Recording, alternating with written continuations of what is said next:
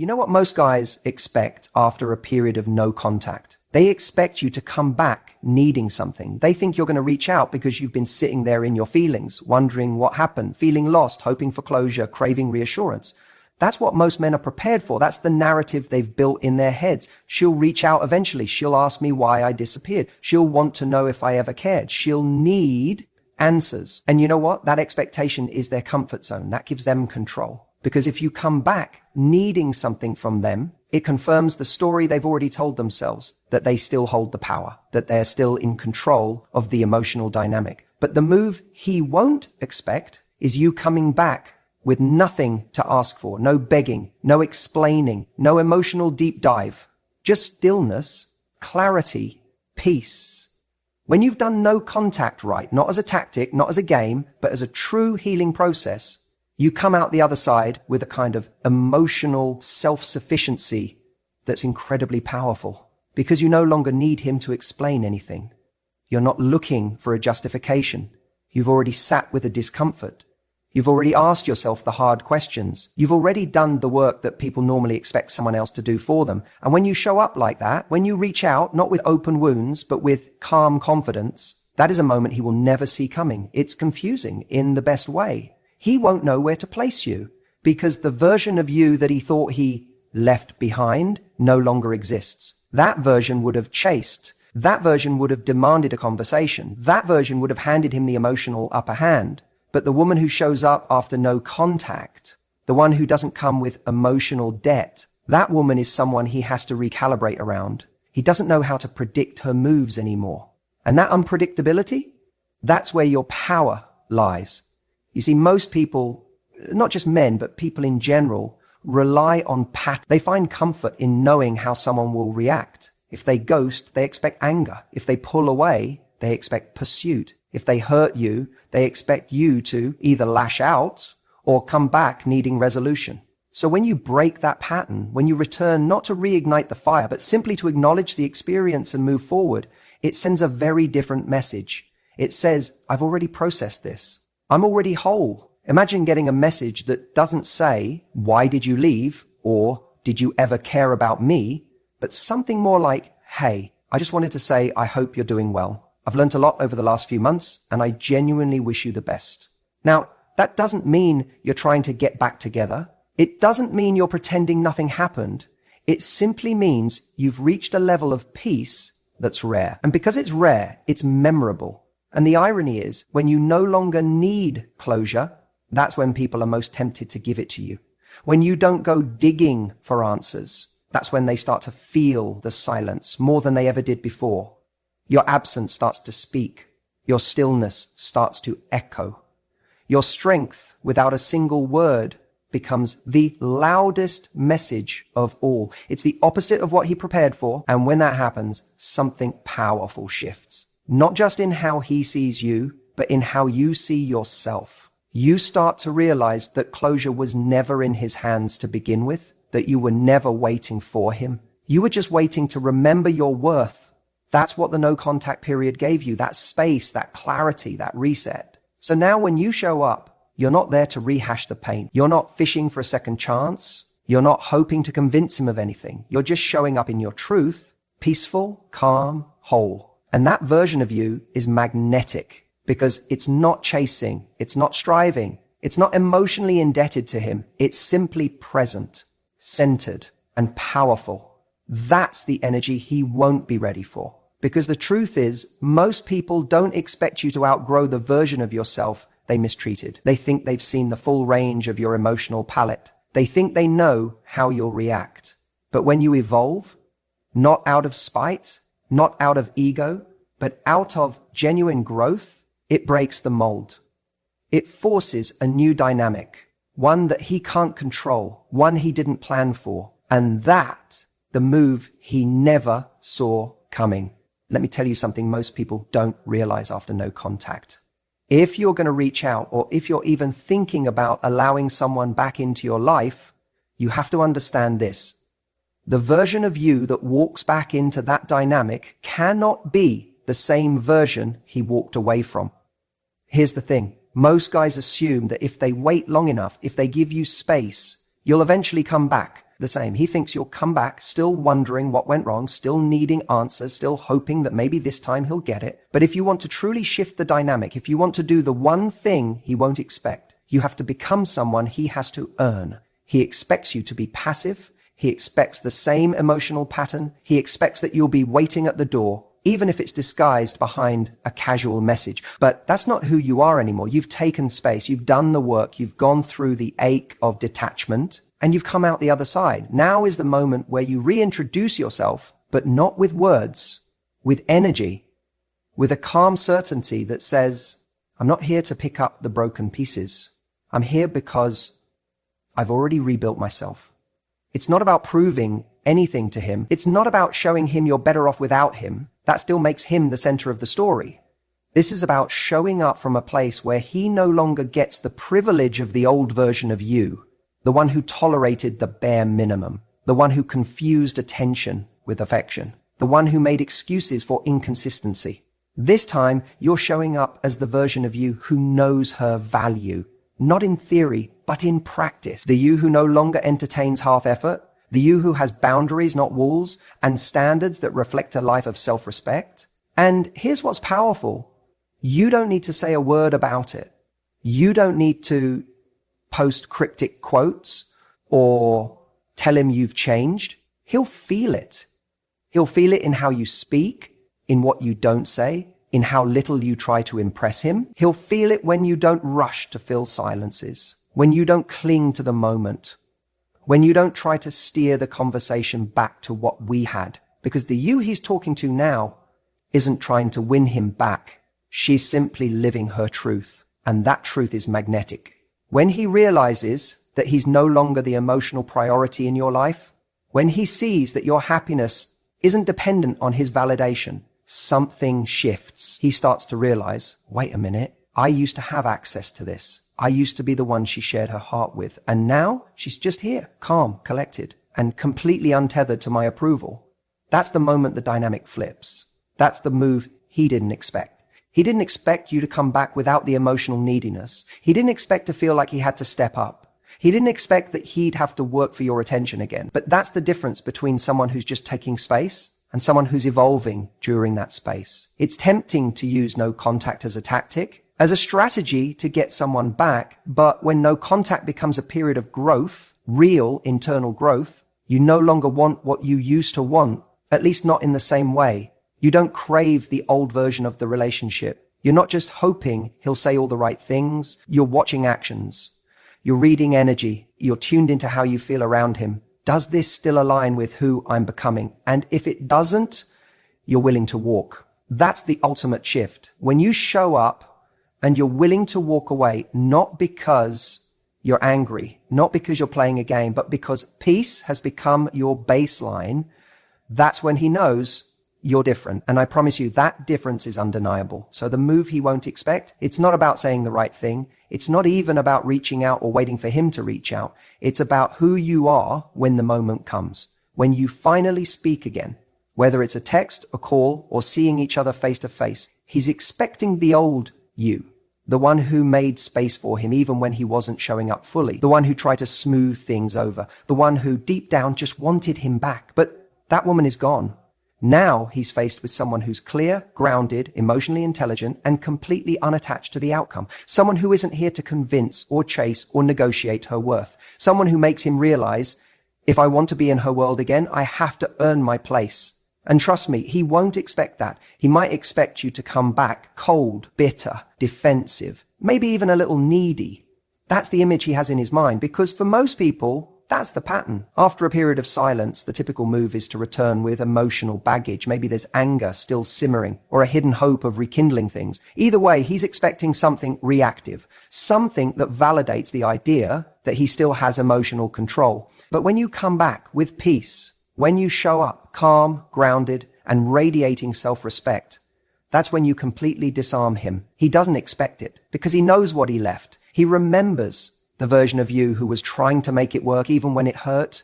He remembers the you that was giving more than receiving. So when you return, not with a plea, but with poise, it throws him off balance in the best possible way. Now, I'm not saying you need to go out of your way to prove anything.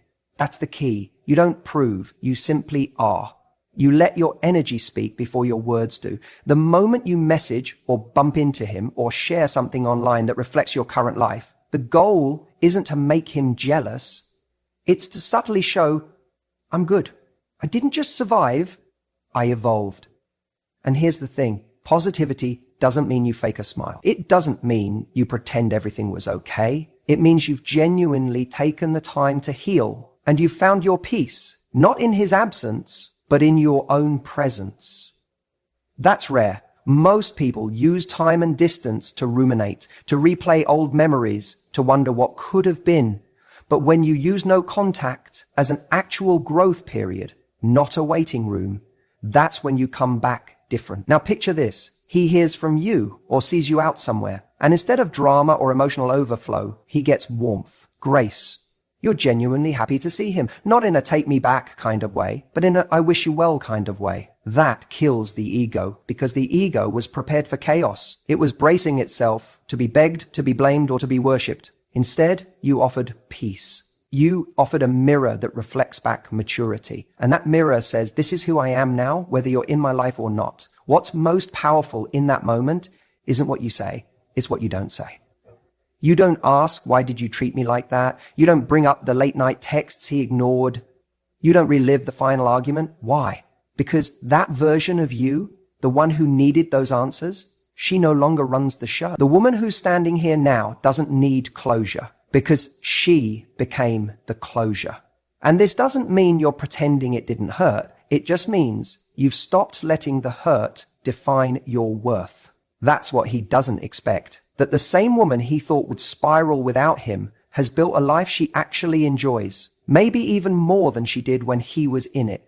You see, most men don't actually fear losing you physically. What shakes them is realizing they've lost emotional access to you, that even if you were to speak again, it wouldn't feel the same. The dynamic has shifted, the power balance has recalibrated. And that warm, kind, self-assured energy you now carry, that's no longer his to influence, that's yours. Entirely.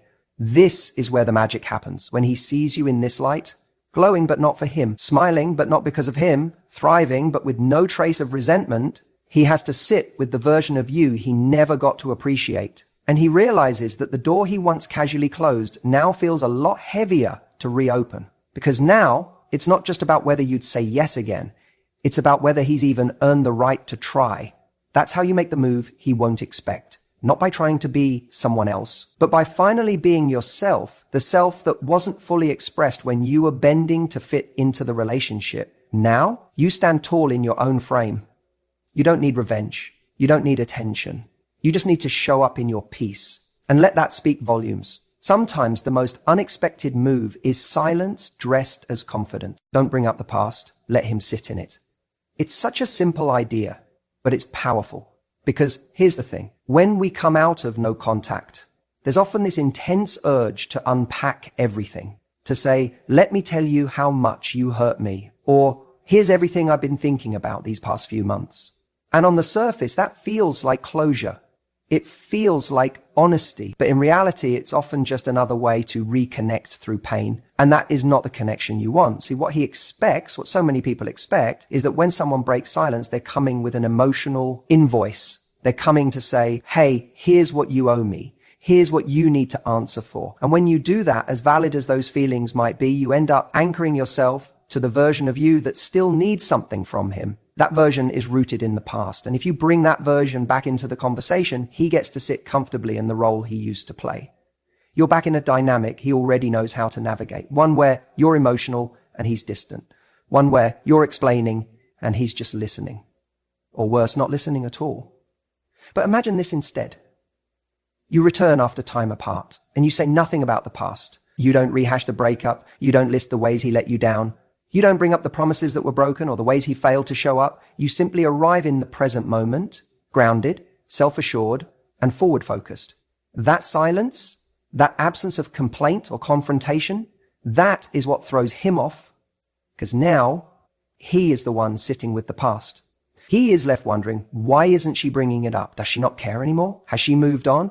Has she become indifferent to what we were? And that, my friend, is where the shift happens. When you don't bring up the past, it creates a vacuum, and vacuums beg to be filled. He starts thinking about the last conversation you had, the last thing he said, how he left it, how you left it, how you left it. He goes back to all the things you might have said, and he begins replaying them in his own head because you're not giving him a script to follow anymore. You're not giving him cues. You're not guiding the emotional journey. He has to face his own mirror without your narration. And make no mistake, that's silence. No, that's not avoidance. That's not suppression. That's not you being weak or refusing to speak up. That is restraint in its most powerful form. That's you saying, I've already felt what I needed to feel. I've processed it. I've grown from it. I don't need to dig it back up for you, because the real power lies in what you don't say. When you talk about the past, especially early after reinitiating contact, you risk giving him the false impression that you're still stuck there, that you're still emotionally tied to that version of the relationship. But when you don't bring it up at all, you communicate something so much deeper that you've already released yourself from it. And if he wants access to you now, he's going to have to meet you in the present, not pull you back into the mess he helped create. You see, emotional growth isn't always loud. It doesn't always announce itself with dramatic monologues or heartfelt confessions. Sometimes it's in the way you smile without needing to explain why you're okay. Sometimes it's in the way you let the silence do the talking. He might try to poke at it. He might say things like, you never said how you felt, or I'm surprised you're not more upset. And that's when you get to hold your power, not by jumping back into the narrative, but by simply saying, I've already made peace with it. Full stop. No follow-up, no explanation. It's about emotional minimalism, doing less while saying so much more, because what you withhold can be just as meaningful as what you share. And when a man sees that you're no longer emotionally invested in reliving old pain, he realizes he doesn't have that kind of hold on you anymore. That's where the regret creeps in. That's when he starts to reflect, because you're not trying to make him feel guilty. You're not demanding closure. You're not chasing an apology. You're just done. And when you're done, you're free. You're not tied to who he used to be or who you used to be with him. You're in motion. You're evolving. You've become a woman who doesn't need a conversation about the past to validate the growth she's already lived through. That's what he won't expect.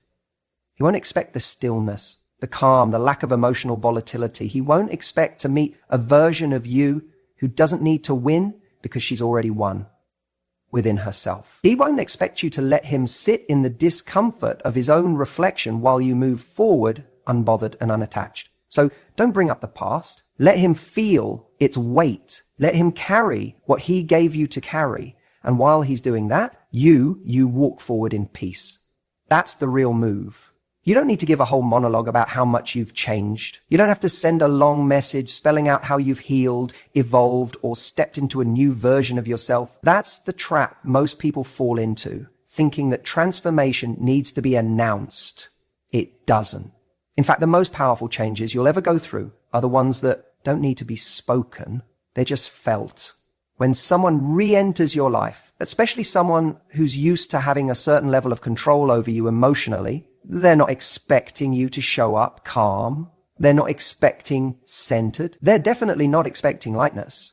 They're expecting drama, questions, unresolved emotions. They're expecting to find you in the exact same emotional place they left you in. And when you show up differently, when you walk back in without needing them to validate your worth or even acknowledge the past, that's when they pause. That's when they start questioning their assumptions. Let me tell you something. Showing that you've leveled up is not about changing your hairstyle, getting in shape, or curating a better Instagram feed.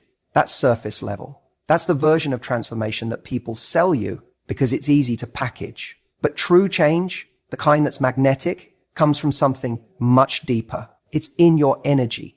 It's how you carry yourself. It's how you no longer react to things the way you used to. It's how you don't need closure anymore because you gave that to yourself. That's what catches people off guard. You want to know what really throws him? It's when he reaches out and you're genuinely at peace. Not pretending to be at peace, not putting on a performance, but actually there, in a place where you don't need anything from him anymore. That kind of peace is disarming, And it's not something you can fake. You can't replicate it with carefully crafted messages or timed replies. You get there by doing the real work, by facing the hard truths, by letting go of what you thought the relationship was going to be, by choosing yourself every single day when it would be easier to chase the ghost of what you lost. So when you finally do make contact again, whether by choice or circumstance, don't fall into the trap of trying to prove your glow up. Let it speak for itself. Let your calm be louder than your words. Let your self-respect take up more space than your need to be understood. And when he tries to prod at the past, when he wants to know why you went quiet, what you were thinking, what changed, you don't owe him a detailed report. You don't owe him anything that takes you out of the energy you're in now. Because here's the truth. If you've really done the work, you'll realize you're not coming back to the same dynamic. You're not walking into this with the same version of you that once tolerated breadcrumbs, confusion, or emotional inconsistency. You've outgrown the conversations that go nowhere. You've outgrown trying to decode mixed signals. You're no longer interested in proving your value to someone who should have seen it from the start. And when that's the place you're operating from, everything about your presence shifts. You don't chase. You don't beg. You don't shrink. You simply exist in your truth. And that truth, that self-assurance, is what commands respect, even from the one who once took you for granted. And I know some people worry, what if he doesn't see how much I've changed? But that's the wrong question. The real question is, does it even matter anymore if he sees it? Because if your change is authentic, you'll realize it was never about getting him to notice. It was about you becoming the person who no longer needs his notice. That's the shift. That's the evolution. When your life starts reflecting your standards, your peace becomes your protector, and you stop letting other people's attention define your value. That's what he won't expect. He won't expect you to be whole. He won't expect you to be happy. He won't expect you to be free.